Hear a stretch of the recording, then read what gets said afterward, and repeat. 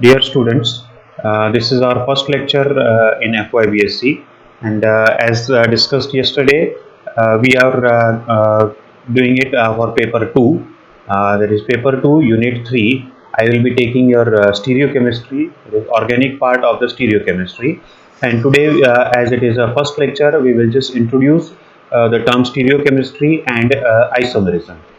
I am Dr. Kirti Kumar Patel, Assistant Professor in Department of Chemistry, NB Mehta Science College, Bordi. I welcome you to the college and also for the future endeavors. I hope you will enjoy your stay in the college. And during this pandemic, we will be continuing our lectures in this particular way, that is online method, online mode only. So today we will see about what is isomerism and what are its different types of isomerisms. First, let us see about the stereochemistry. Stereochemistry deals with three-dimensional arrangements of atoms and a group of atoms in a molecule and its effects on chemical reactions. As we know that any molecule, if it is a multi-atomic molecule, uh, if it contains three or four different atoms in molecule, then it can be arranged in different ways. Like for example, if we have say carbon with four different substituents,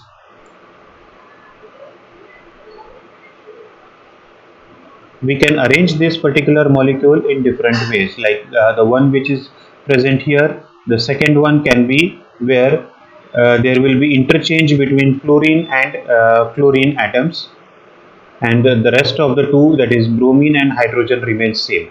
These two molecules are not superimposable over each other. This is very much similar to what we have at our two hands. Yesterday I had shown you this particular things. These two things, we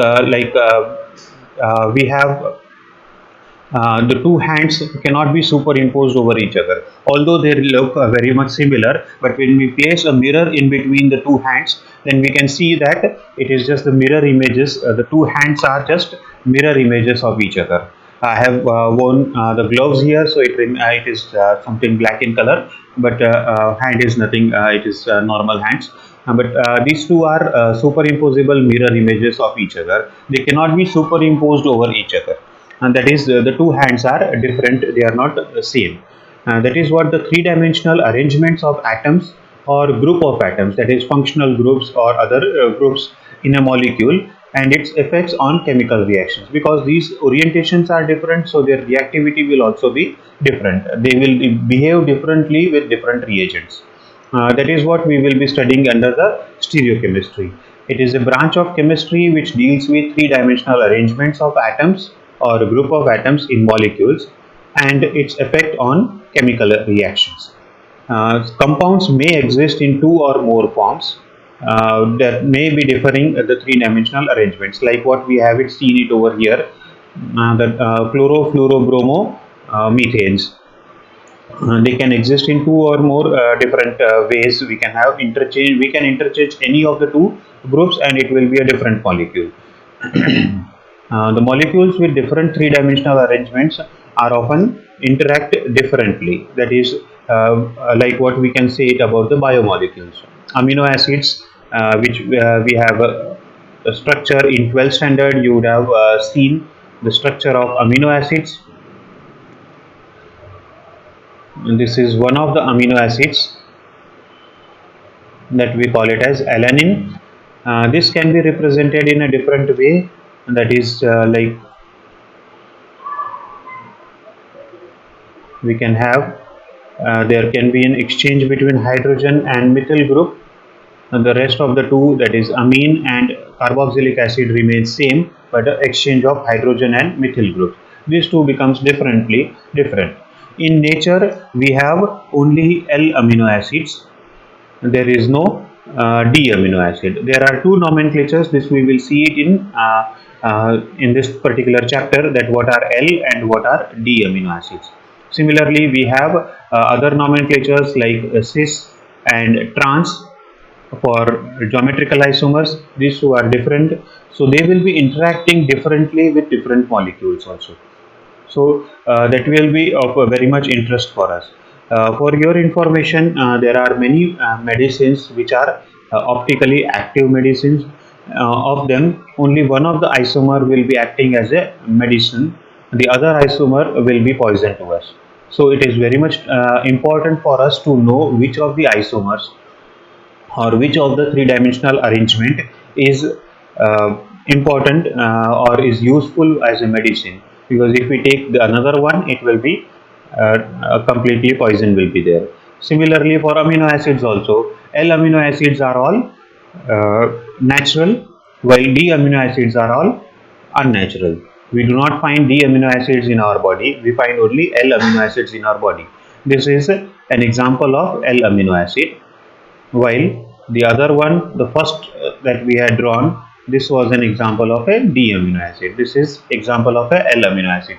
So L amino acids are found in nature. Our all proteins are made up of this type of L amino acids, while D amino acids forms in few bacterial species. There are certain D amino acids are present, but otherwise D amino acids are not present. So nature chooses only one of the possible variants. If there are different three-dimensional arrangements are possible, of them only one is present in nature, the others are not present. So nature is very choosy in its choices, and so because it is choosy, so there is only a few type of reactions can be possible, not all types of reactions. So their interactions amongst themselves will also be very much choosy. That is what stereochemistry is. Then the stereochemistry or three-dimensional arrangements leads to different types of structures. They may have same molecular formula, but they exist in different three-dimensional structures. These three-dimensional structures, which have same molecular formula but different arrangements, are called as isomers. That is, if they have same molecular formula but different three-dimensional arrangements, then they are called as isomers. So these are the isomers, and the phenomenon we call it as a isomerism. And the isomers may have different physical properties or same physical properties, like melting point, boiling points, or refractive indexes or interactions with other lights, and all those things can be physical properties, can be same or different, or the chemical properties may be same or different. The isomers generally interact differently with different isomers. The isomers arises due to difference in arrangements. There can be two different types. One is the difference in arrangements of atoms or group of atoms of molecule.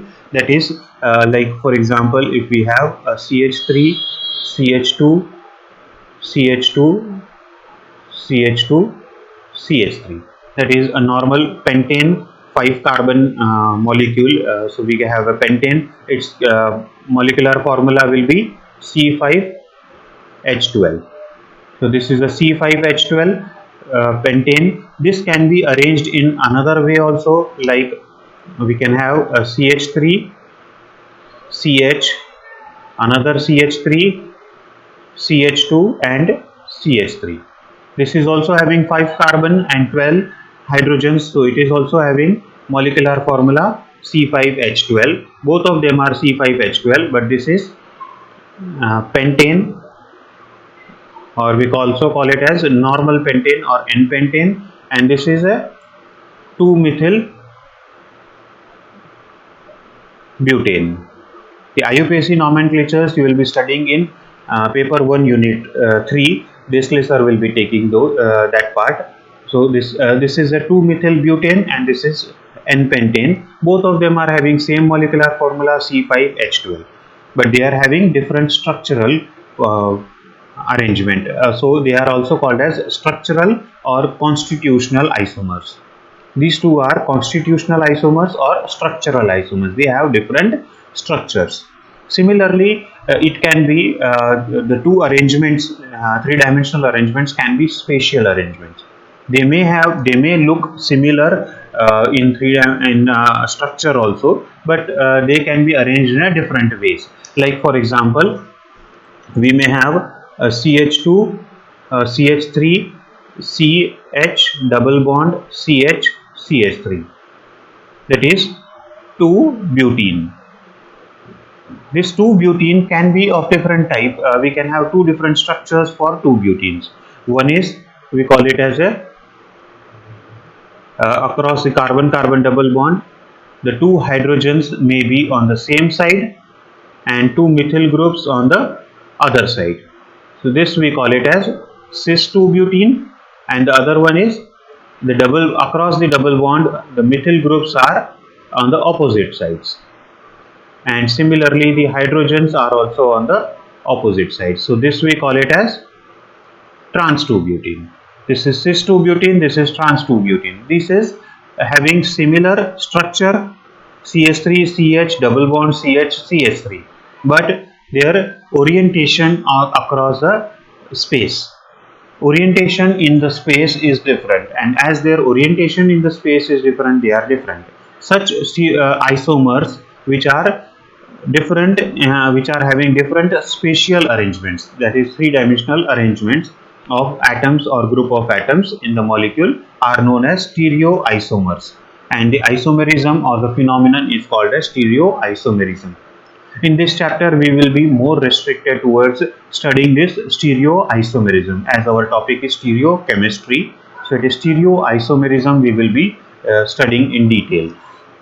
But here the stereochemistry or the isomerism can be of two types: structural isomerism or constitutional isomerism and stereoisomerisms. Thus we can have the classification of isomerism can be in two types. One is a structural isomerism, the other as a stereoisomerism. This can further be, the structural isomers can be further divided into chain isomers, position isomers, function isomer, metamerism and tautomerism. Into 5 different types we can have structural or constitutional isomers. What are those? That we will study in just few minutes. The stereoisomerism can be further divided into two. One is a configurational isomers, in other is a conformational isomers. When we can have two different structures just after breaking the bond only, then that is a configurational isomerism, like what we have it here in cis and trans. These two can be interconverted only after detaching this methyl and hydrogen and replacing it with their position. Then only trans can be converted into cis. cis से trans में अगर convert करना है तो क्या करना पड़ेगा कि यहाँ से ये मिथिल ग्रुप हमें यहाँ से कट करके इस तरफ लगाना पड़ेगा और यहाँ से हाइड्रोजन को कट करके इधर लगाना पड़ेगा, तभी हमें सिस का ट्रांस आइसोमर मिलेगा। मीन्स हमें बॉन्ड को ब्रेक करके एक आइसोमर से दूसरे आइसोमर में हम जा सकते हैं। ऐसे आइसोमर्स को हम बोलते हैं कॉन्फिगरेशनल स्टीरियोआइसोमर्स। कॉन्फिगरेशनल स्टीरियोआइसोमर्स दूसरे टाइप के होते हैं कन्फर्मेशनल स्टीरियोआइसोमर्स। यहाँ पे क्या होता है कि जो कार्बन कार्बन सिंगल बॉन्ड होता है, उस कार्बन कार्बन सिंगल बॉन्ड को हम रोटेट कर सकते हैं। जब हम इसको रोटेट कर सकते हैं तो क्या होता है कि उनके अरेंजमेंट जो होते हैं वो अलग अलग होते हैं, रिलेटिव अरेंजमेंट। एक कार्बन को हम कांस्टेंट रखते हैं और दूसरे कार्बन को हम रोटेट करते हैं। इससे क्या होगा कि जो ओरिएंटेशन है इस कार्बन का विथ रिस्पेक्ट टू पहले वाले कार्बन से अलग हो जाएगा। सो वहां पर हम वैसे अगर कुछ होता है तो उसे हम बोलते हैं कन्फर्मेशनल आइसोमेरिज्म और conformational stereoisomerism. So stereoisomerism दो टाइप के होते हैं, configurational and conformational. We will see it further. The configurational isomer can further be divided into two types. One is a geometrical isomerism, the other is a optical isomerism. Geometrical जो हमने अभी just देखा, सिस और trans type का geometrical isomerism. Optical isomerism means light के साथ उसका behaviour अलग होता है, इसके लिए वो हम ऑप्टिकल आइसोमेरिज्म उसे बोलते हैं। So this are different types of isomerisms. Isomerism or isomers can be divided into two basic types: structural or constitutional and stereoisomers. Structural isomers can be of 5 types: chain, position, function, metamerism and tautomerism. While stereoisomers दो type के होते हैं, configurational and conformational. अगर हम single bond को rotate करके अलग अलग स्ट्रक्चर्स निकाल सकते हैं तो वो कन्फर्मेशनल हो गया, और अगर हम बॉन्ड को तोड़ के दूसरी जगह जोड़ करके फिर कुछ कर सकते हैं तो उसे हम बोलते हैं कॉन्फिगरेशनल आइसोमेरिज्म। कॉन्फिगरेशनल आइसोमेरिज्म दो टाइप के होते हैं, ज्योमेट्रिकल और ऑप्टिकल आइसोमेरिज्म। सो हम पहले देखते हैं स्ट्रक्चरल आइसोमेरिज्म। स्ट्रक्चरल आइसोमर्स में क्या होता है कि these are compounds that have same molecular formula but different connectivity. Carbon का जो कनेक्टिविटी है, हम यहाँ पर ऑर्गेनिक केमिस्ट्री का ही देख रहे हैं, सो हम जनरली कार्बन के बारे में ही बात करेंगे। Carbon, hydrogen and oxygen that are generally the parts of organic chemistry. So यहाँ पे कार्बन का जो चेन होता है, जो स्केलेटन होता है कार्बन का, उसमें अगर वेरिएशन है, उनकी कनेक्टिविटी में डिफरेंसेस है, तो that we call it as a structural isomerism. Structural isomerism जैसे अभी हमने देखा कि 5 टाइप का होता है: chain, position, function, metamerism and tautomerism. हम इन्हें एक एक करके देखते हैं। फर्स्ट हम देखते हैं चेन आइसोमेरिज्म। चेन आइसोमेरिज्म में क्या होता है कि जो कार्बन का चेन होता है उसमें अगर वेरिएशंस होते हैं, जैसे यहाँ पे हमारा है ये 1 2 3 4 और 5 5 कार्बन हैं। 5 कार्बन को हम बोलते हैं पेंट, और ये पूरा ही सैचुरेटेड है, सो हम बोलते हैं ane. So it is alkane, so pent ane, that is pentane. So ये पेंटेन को हम अलग अलग टाइप में निकाल सकते हैं। इसका मॉलिक्यूलर फॉर्मूला होगा C5H12। C5H12 को हम यहाँ पर इस टाइप से भी लिख सकते हैं, दिस इज नथिंग बट जो हमने पहले देखा था, CH3 CH2 CH, यहाँ पे ऊपर एक मिथिल ग्रुप और यहाँ साइड में लास्ट में एक और मिथिल ग्रुप। तो ये हमारा हुआ 2 मिथिल ब्यूटेन। यहाँ पे क्या है, हमारा 5 कार्बन हैं, ये 1 2 3 4 और 5, पांचों कार्बन एक लाइन में है। सो हमारा यहाँ पर है CH3 CH2 CH2, अगेन एक और CH2 एंड CH3। तो ये हमारा हुआ पेंटेन, और यहाँ पे हमारा पेरेंट में 4 कार्बन हैं, सो ये ब्यूटेन हुआ।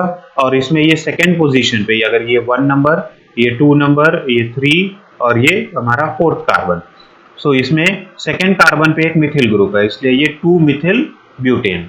इसी को हम और एक तरह से अरेंजमेंट कर सकते हैं कि यहाँ से मिथिल ग्रुप निकाल के इधर डाल दे और ये हाइड्रोजन यहाँ डाल दे। सो उसमें क्या होगा कि यहाँ पे एक बीच वाला कार्बन पे कोई भी हाइड्रोजन नहीं रहेगा, उसको चारों तरफ से 4 मिथिल ग्रुप्स रहेंगे। So that can be also having similar molecular formula, that is यहाँ पे ये एक और 4 दूसरे मिथिल ग्रुप, सो 5 कार्बन और ये 4 मिथिल ग्रुप्स हैं, तो चारों में 3 हाइड्रोजन है, तो टोटली हमारे पास 12 हाइड्रोजन हो गए। C5H12, यहाँ पे भी C5H12, यहाँ भी हमारा C5H12 है मॉलिक्यूलर फॉर्मूला, और इधर भी है। सो मॉलिक्यूलर फॉर्मूला सेम है, लेकिन यहाँ पे डिफरेंस क्या है, उनके कार्बन की चेन का डिफरेंस है।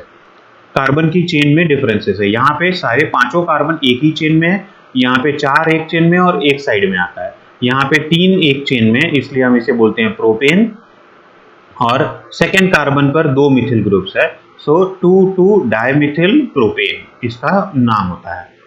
सो ये आपका हुआ चेन आइसोमेरिज्म, जिसमें कि चेन में डिफरेंसेस है, इसलिए हम इसे बोलते हैं चेन आइसोमेरिज्म।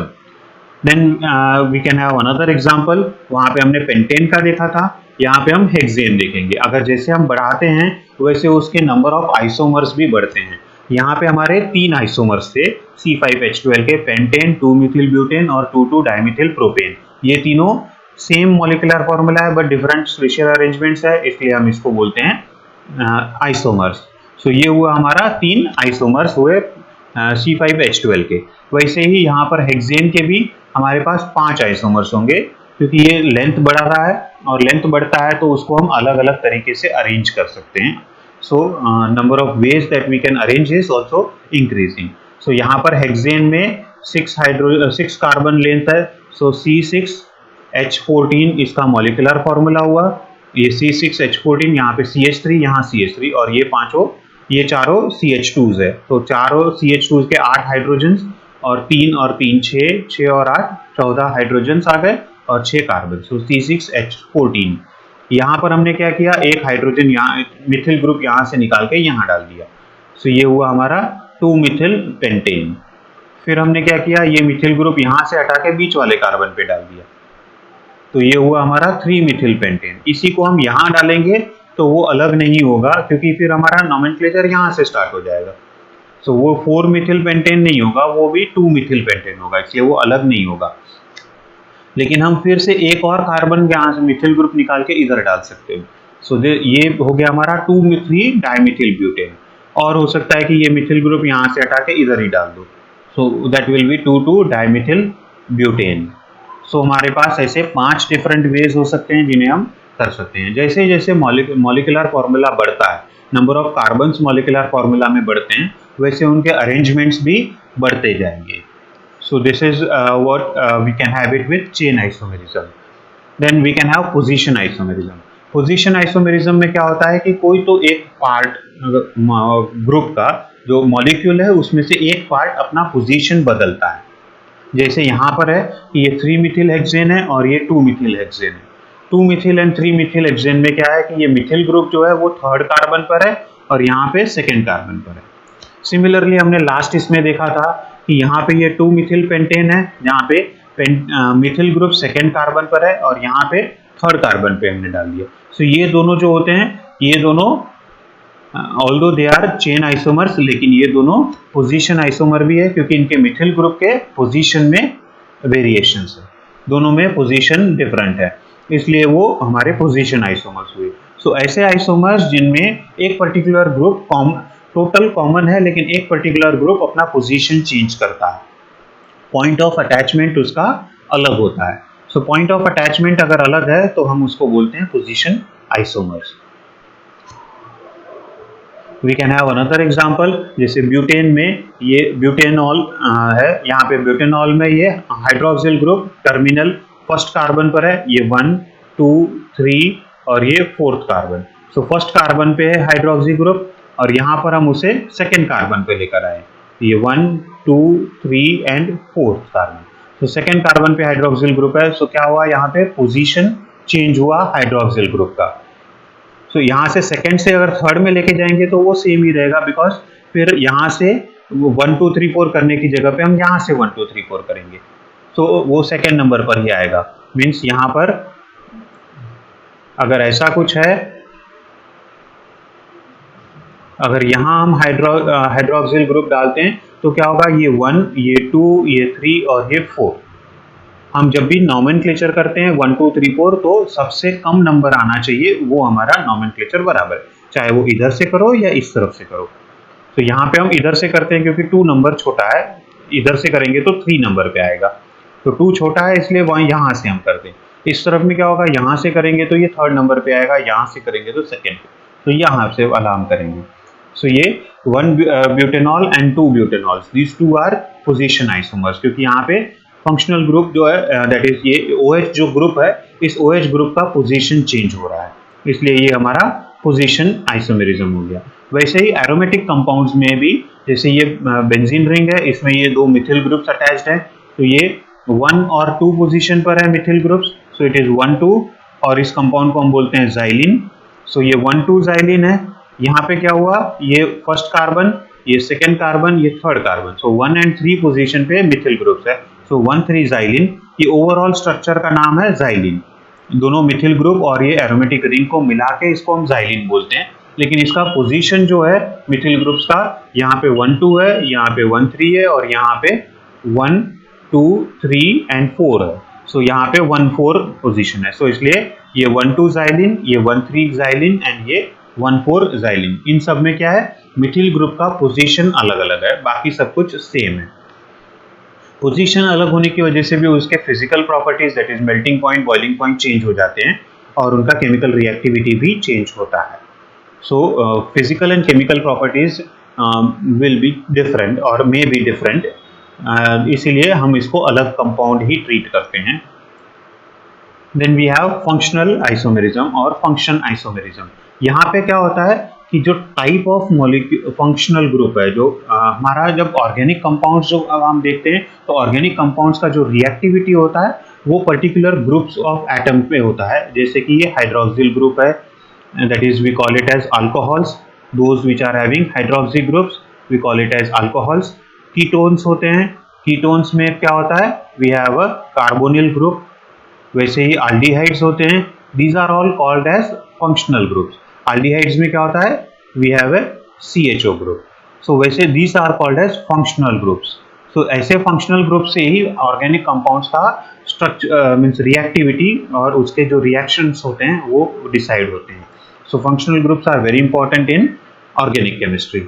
यहाँ पे क्या होता है कि फंक्शनल ग्रुप्स ही अगर चेंज होते हैं, मॉलिक्यूलर फॉर्मूला सेम हो, molecular formula remains same but their functional groups are different, then we call such two compounds, two isomers as functional isomers.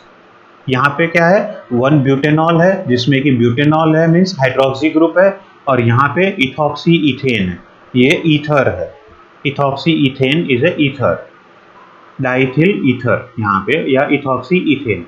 इसमें क्या है, 1 2 3 4 कार्बन है मीन्स मॉलिक्यूलर फॉर्मूला में 4 carbon हुए, यहाँ पे 3, यहाँ पे 2, 3 और 2 5, 5 और 2 7, 7 और 2 9 और ये 1 10, सो H10 और एक ऑक्सीजन, ये इसका मॉलिक्यूलर फॉर्मूला हुआ C4H10O। यहाँ पे क्या हुआ, ये 3, ये 1 2, यहाँ पे 3 और 4, सो कार्बन हमारे 4 है, यहाँ पे बीच में कार्बन नहीं है, यहाँ ऑक्सीजन है, सो 1 2, यहाँ 3 और 4, 4 कार्बन हुए, दिस इज 1 2, और यहाँ पे हम बोलते हैं ये 1 डैश एंड 2 डैश, सो 2 और 2 4 कार्बन, देन यहाँ पे 3 का हाइड्रोजन है, यहाँ 2 हाइड्रोजन है, तो 3 और 2 5, वैसे यहाँ पे 3 और 2, सो टोटल 5 और 5 10 हाइड्रोजन हुए, और ये एक बीच वाला ऑक्सीजन, सो C4H10O, यहाँ पे C4H10O, मॉलिक्यूलर फॉर्मूला सेम है लेकिन फंक्शनल ग्रुप्स अलग है, यहाँ पे अल्कोहल है और यहाँ पे ईथर है, सो ये हुए हमारे फंक्शनल आइसोमर्स, और इस फिनोमिनन को हम बोलते हैं फंक्शनल आइसोमेरिज्म। सिमिलरली ये है एसिटिक एसिड, एसिटिक एसिड में COOH ग्रुप है फंक्शनल ग्रुप, और यहाँ पर है एस्टर, इसमें क्या हुआ है कि ये मिथिल ग्रुप यहाँ से यहाँ पे लिया और हाइड्रोजन को इधर ले लिया, सो हमारा क्या हो गया, ये हमारा एसिड है और ये हुआ हमारा एस्टर, सो हमारे फंक्शनल ग्रुप चेंज हो गए, मॉलिक्यूलर फॉर्मूला तो सेम ही रहा है, सिर्फ हमने उनके पोजीशंस डिफरेंट किए हैं, मिथिल और हाइड्रोजन का दोनों का अलग अलग रख दिया, सो यहाँ पे ये पोजीशन आइसोमर नहीं है क्योंकि इनका फंक्शनल ग्रुप सेम नहीं है, फंक्शनल ग्रुप चेंज हो रहा है, इसलिए ये फंक्शनल आइसोमेरिज्म होते हैं, ये पोजीशन आइसोमर्स नहीं है। सो ये एसिटिक एसिड एसिड है और यहाँ पे ये एस्टर ग्रुप है, so those two are functional isomers.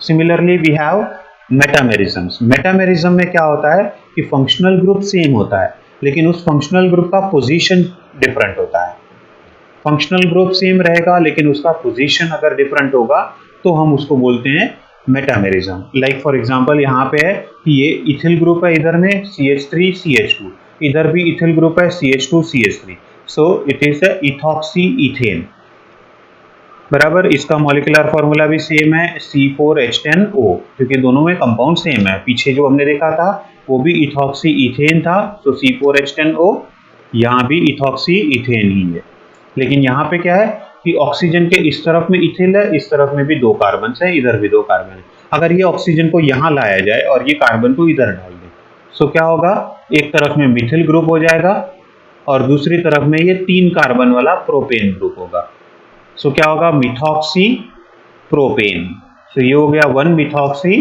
Propane, इसका भी मॉलिक्यूलर फॉर्मूला C4H10O, लेकिन और फंक्शनल ग्रुप भी सेम है लेकिन फंक्शनल ग्रुप का पोजीशन अलग है, so we call such as metamerisms, they are called as metamers, so these are nothing but metamers, और इनका फंक्शनल ग्रुप सेम होता है बट जस्ट फंक्शनल ग्रुप का पोजीशन अलग होता है।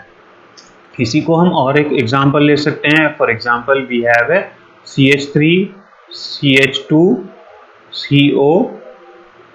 COOCH3, ये हुआ हमारा मिथिल प्रोपियोनेट, ये एस्टर है because COOCH3, so methyl ester है, so this is a methyl propionate. इसी को अगर हम ये इथिल ग्रुप CH2 को इस तरफ लेकर आए तो we will get it as CH3 COO CH2 CH3, so इसमें क्या हुआ, अभी ये इथॉक्सी हो गया, इथिल हो गया, सो यहाँ पे ये हुआ, इसका नाम होगा इथिल और ये 2 है, सो इथेनोएट, इथिल एथेनोएट, ये भी एस्टर है ये भी एस्टर है लेकिन पोजीशन अलग हो गया, सो इसलिए ये हो गया हमारा मेटामर्स और मेटामेरिज्म, जो फिनोमिनन को हम मेटामेरिज्म बोलते हैं वैसे मेटामर्स। सिमिलरली और एक होता है टोटोमेरिज्म, ये एक स्पेशल टाइप का स्टीरियो आइसोमर और फंक्शनल आइसोमर होता है जिसमें फंक्शनल ग्रुप चेंज होते हैं लेकिन दोनों जो फंक्शनल ग्रुप्स होते हैं, दोनों जो आइसोमर्स होते हैं, वो दोनों आइसोमर एक दूसरे में इंटर कन्वर्टिबल होते हैं। एट रूम टेम्परेचर या कोई भी एक टेम्परेचर पे कुछ नंबर ऑफ मॉलिक्यूल्स इधर के आइसोमर में होंगे, कुछ नंबर ऑफ मॉलिक्यूल्स दूसरे आइसोमर में होंगे। ये दोनों का हमेशा इंटर कन्वर्जन चालू रहता है। इसको हम बोलते हैं डायनामिक इक्विलिब्रियम होता है उन दोनों में, इंटर कन्वर्जन हमेशा रहता है। That is tautomerism. For example यहाँ पे होता है enol, keto enol tautomerism. This is a very common tautomerism, keto enol tautomerism. इसमें क्या होता है कि ये कीटोन ग्रुप है, CO कीटोन ग्रुप है, और यहाँ पे क्या है, ये ईन है, डबल बॉन्ड को हम ईन बोलते हैं, अल्कीन्स, और ये हाइड्रोक्सी ग्रुप को हम ओल बोलते हैं, so we call this as enol, so enol. That is what we have it, enol. Ketone से इनॉल में इंटर कन्वर्जन होते रहता है कि यहाँ से एक हाइड्रोजन इधर ऊपर जाएगा और ये डबल बॉन्ड इधर आएगा। So keto-enol tautomerism is a special type of tautomerism और special type of functional isomerism। यहाँ पे क्या है, कीटोन ग्रुप है और यहाँ पे इनॉल ग्रुप है, दोनों ही फंक्शनल ग्रुप्स अलग अलग है। मॉलिकुलर फॉर्मूला सेम है लेकिन फंक्शनल ग्रुप अलग है, इसलिए ये एक टाइप का फंक्शनल आइसोमेरिज्म है। लेकिन ये दोनों ही इंटर कन्वर्टिबल है, इसलिए किसी भी एक टेम्परेचर पे कोई एक नहीं मिलेगा हमें। कुछ पार्ट, सपोज ये अगर ज़्यादा स्टेबल है तो ये 90% होगा, तो 10% ये होगा, या फिर कुछ रिएक्शंस में ये 60% होगा, ये 40% होगा, कुछ तो हिस्सा रहेगा, लेकिन दोनों ही प्रेजेंट रहेंगे, दोनों ही आपस में एक दूसरे के साथ कन्वर्ट होते रहते हैं, इसलिए दोनों ही प्रेजेंट रहते हैं। This is another example of keto enol tautomerism, कि जिसमें यहाँ पे ये कीटो ग्रुप का इनॉल फॉर्मेशन होता है और दूसरा ऐसा ही कीटोन रहता है, सो ये इसमें ये ज़्यादा स्टेबल होता है। सो यहाँ पे क्या होता है कि this is in a conjugation, double bond ये और ये double bond conjugated double bond होते हैं, इसलिए ये compare to this enol is more stable. This is the for tautomerisms. So far what we have seen is, we have seen structural isomerism, that is chain isomerism, position isomerism, as well as we have seen about the uh, metamerism and tautomerisms. So we have seen different types of functional, that is structural isomerism or constitutional isomerisms. Thank you very much. This is our first lecture, so I will not be bothering you with much. थोड़ा सा छोटा सा ही lecture रखा है, and for this if you have any doubts then comment, यहाँ पे YouTube में आपका वो लिंक रहेगा, उसमें आप कमेंट कर सकते हो। आप अपने फ्रेंड्स के साथ शेयर करो, वीडियोस को लाइक करो अगर आपको लगता है तो, और कुछ अगर आपको समझ में नहीं आया है तो क्वेश्चंस पूछो, and subscribe the channel. Thank you very much. अगर इसमें कोई भी डाउट हो तो आप उसमें मुझे पूछ सकते हो at any time. Thank you very much.